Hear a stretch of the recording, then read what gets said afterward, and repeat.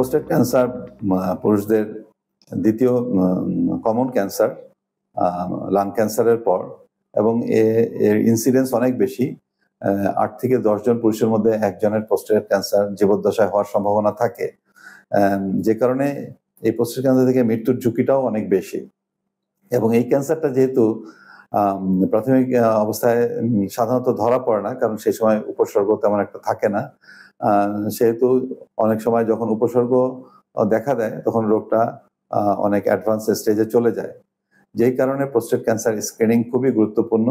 সকল পুরুষদেরকে জানতে হবে যে তাদের শরীরে প্রোস্টেট নামে একটা গ্রন্থি আছে, যেটা মূত্রথলির নিচে থাকে। এই গ্রন্থির বয়স বৃদ্ধির সাথে সাথে, অর্থাৎ 50 ঊর্ধ্ব বয়সে পরে এই প্রোস্টেটে ক্যান্সার হওয়ার সম্ভাবনা থাকে। সেজন্য একটা বয়সের পরে যে প্রোস্টেট গ্ল্যান্ডের কোনো পরিবর্তন হচ্ছে কিনা বা ক্যান্সার হচ্ছে কিনা, সেজন্য স্বপ্রণোদিতভাবে তারা ব্লাডের প্রোস্টেট স্পেসিফিক অ্যান্টিজেন টেস্টটা করতে পারেন, অথবা সার্জনদের কাছে যেতে পারেন যে তার প্রোস্টেট গ্ল্যান্ডের কোনো পরিবর্তন হচ্ছে কিনা সেটা দেখার জন্য।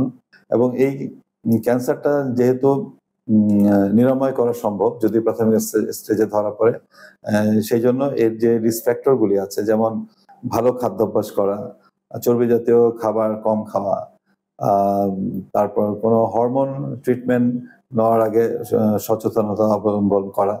এছাড়া কিছু ভিটামিন আছে, যেমন ভিটামিন ই, এগুলি অতিরিক্ত খেলে অনেক সময় প্রোস্টেট ক্যান্সারের ঝুঁকি বাড়ে।